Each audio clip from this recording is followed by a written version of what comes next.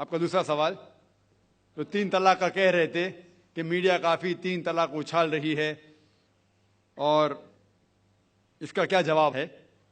افسوس کی بات ہے کہ معاشرے میں، مسلمان کے معاشرے میں 3 قسم کی طلاق ہے۔ مسلمان کے معاشرے میں، سوسائٹی میں، ایک طلاق بدعت، طلاق ایک ساتھ میں کو ہو جاتی ہے۔ ایک طلاق حسن، جو طلاق دو، 1 ماہ رکو حیض کے لیے، پھر طلاق دو، پھر رکو، پھر تیسرا طلاق دو۔ اور تیسرا طلاق حسن، جو بالکل صحیح طریقہ ہے، جو قرآن شریف کے ہے، طلاق دو اور 3 ماہ رکو۔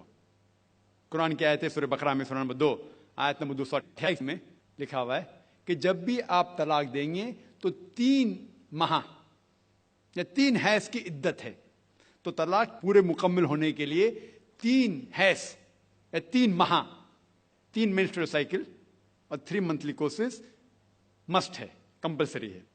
افسوس کی بات ہے کہ یہ جو اختلاف امت میں ہے، اس کی ایک وجہ ہے۔ ایک صحیح حدیث ابن عباس رضی اللہ عنہ، وہ فرماتے ہیں کہ محمد صلی اللہ علیہ وسلم کے دور میں 3 طلاق ایک ہی مانی جاتی تھی۔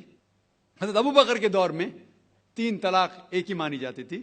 حضرت عمر کے پہلے 2 سال کے دور میں 3 طلاق ایک ہی مانی جاتی تھی، لیکن اس کے بعد حضرت عمر رضی اللہ عنہ اس سچویشن کو دیکھ کے وہ کہتے اگر کوئی شخص 3 دے دیا تو 3 ہو جاتی ہے۔ اس حدیث کی وجہ سے جو اختلاف امت میں ہے، اور کئی علماء میں اختلاف ہے، لیکن علماء میں اختلاف ہے، رہیں گا ایک منچ پہ آئیں گے کہ اللہ عالم۔ لیکن اگر آپ قرآن کی روشنی میں پڑھتے ہیں، قرآن میں طلاق کا ذکر کیا گیا ہے سورہ بقرہ میں، سورہ نمبر 2 آیت نمبر 228 سے لے کے 240 تک، اور سورہ طلاق میں سورہ نمبر 65 آیت نمبر 1 سے 7۔ جو قرآن مجید میں طلاق کا ذکر ہے، اس کے اندر یہ ہے کہ کبھی کوئی ڈفرینس آف اوپینین، کوئی جھگڑا ہو جاتا ہے شوہر اور بیوی میں، تو پہلا شوہر بیوی بیٹھ کے بات کرے۔ ایسا نہیں کہ بیوی نے نمک زیادہ ڈال دیا اور طلاق کہہ دیا اور طلاق ہو گیا۔ اگر بیوی میں نمک زیادہ ڈالا، بولے آپ کو نمک کم چاہیے، معاملہ سلجھ جائے گا، بیٹھ کے بات کرو۔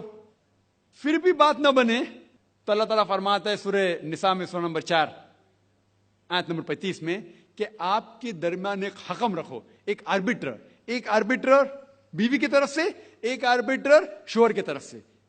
مطلب آربیٹر، حکم کہتے ہیں آربیٹر کو، حکم رکھو بیوی کی طرف سے اور شوہر کی طرف سے، اور معاملہ کو سلجھا لو۔ پھر بھی اگر بات نہیں مانے تو آپ پھر طلاق دے سکتے ہیں۔ تو طلاق دیتے ہیں تو کئی اس کے کرائٹیریاز ہے کہ حیض کے وقت طلاق مت دو، جب آپ غصے میں طلاق مت دو، شراب کی حالت میں طلاق مت دو۔ اس کے بعد جب طلاق دیا جاتا ہے تو 3 ماہ رکنا چاہیے۔ یہ طلاق کے احسن ہیں، جو بالکل صحیح طریقہ ہے۔ طلاق دو اور 3 ماہ رکو، اور 3 ماہ کے اندر اگر آپ رجوع کرنا چاہتے ہیں اپنے بیوی سے تو رجوع ہو سکتے، الحمدللہ۔ اگر 3 ماہ تک آپ سمجھتے نہیں مجھے میرے بیوی سے الگ ہونا ہی چاہیے، تو 3 ماہ کے بعد، عدت گزرنے کے بعد، آپ دونوں میاں بیوی نہیں رہتے، آپ الگ ہو جاتے۔ لیکن اس کے بعد اکثر مسلمان بھی نہیں جانتے یہ قرآن کی آیت کیا ہے۔ قرآن شریف میں لکھا ہوا ہے سورہ بقرہ میں، سورہ نمبر 2 آیت نمبر 232 میں، کہ اگر وہ شخص اپنی پرانی بیوی سے پھر سے شادی کرنا چاہتا ہے تو مت روکیے۔ تو اگر طلاق ہو چکا ہے صحیح طریقے سے، طلاق کے احسن کے طریقے سے، اور 3 ماہ ہو گئے، عدت گزر گئی، 6 مہینے بعد اگر لگا بھائی جو میں نے کیا غلط کیا، میں پھر سے شادی کرنا چاہتا ہے، تو وہ آدمی اپنی پرانی بیوی سے پھر سے نکاح کر سکتا ہے، لیکن نیا نکاح نیا مہر، نیا نکاح نیا مہر، جو کئی مسلمان نہیں جانتے۔ افسوس کی بات ہے کہ ہم مسلمان قرآن کو ترجمے کے ساتھ پڑھے ہی نہیں، صحیح حدیث کو ترجمے کے ساتھ پڑھے ہی نہیں۔ اگر ہم قرآن شریف کو صحیح طریقے سے پڑھیں گے اور صحیح حدیث پہ عمل کریں گے تو یہ جو غلط فہمیاں ہیں دور ہوئیں گی، اور پھر سے اگر شادی ہوئی، پھر سے آپ ساتھ میں رہ سکتے، پھر سے پرابلم ہوا تو پھر طلاق دو، پھر 3 ماہ رکو، پھر سے الگ ہو جاؤ، پھر سے آپ چاہتے پھر سے شادی کر سکتے۔ 3 बार जायज है, तीसरे बार आखिरी बार है, उसके बाद आप फिर से शादी नहीं कर सकते जब तक वो दूसरी किसी से शादी नहीं करे। लेकिन मैंने अपनी जिंदगी में एक भी शख्स मेरे जिंदगी में नहीं आया जो तलाक के हसन किया, सही तरीके से तलाक दिया, अलहदा हो गए, फिर निकाह हो गया, फिर अलहदा हो गए, फिर निकाह हुआ, फिर अलहदा हुआ। मैंने कोई भी शख्स मेरे जिंदगी में पूरे दुनिया में ऐसा शख्स के बारे में सुना ही नहीं जो सही तरीके से किया और बिछड़ गया, फिर से शादी की, फिर से बिछड़ गया, फिर से निकाह के, फिर बिछड़ गया, फिर शादी करना चाहता है। अगर आप सही तरीके से कुरान के ऊपर अमल करेंगे तो ये नौबत आएंगी नहीं। और कुछ लोग जो इस्लाम को मजाक बनाए और क्या कहते कि अच्छा अगर एक साथ में दे दिए, 3 तलाक दे दिए, हो गई, अभी क्या हलाला करो। कुरान कहता है 3 तलाक एक साथ में भी देंगे तो एक ही होती है।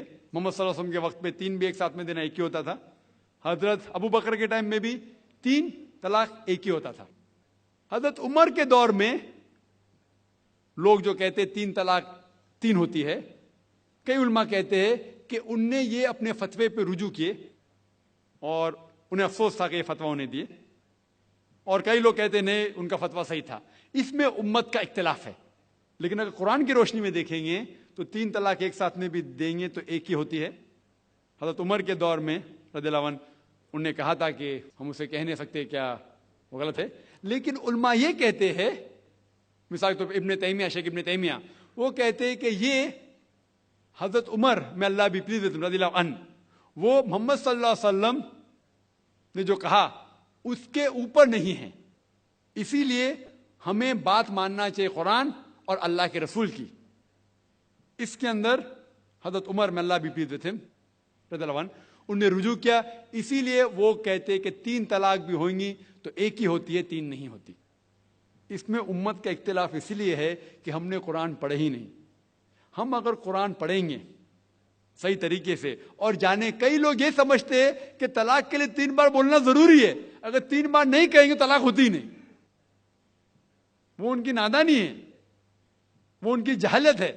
तो हमें क्या करना चाहिए, ये मीडिया उछाल रही है, हम मुसलमानों को ये तलाक का तरीका जो सही तरीका है तलाक के हसन, उसको आम करना चाहिए और ये कहना चाहिए किस बुनियाद पे तलाक दी जा सकती है, कब दी जा सकती है, कैसे मौके पे दी जा सकती है, देना चाहिए कि नहीं। तो ये सब अगर हम मुसलमान आम करेंगे तो इंशाअल्लाह ये इख्तिलाफ जो उम्मत में है वो नहीं रहेगा। और मीडिया उसे उछाल रही है।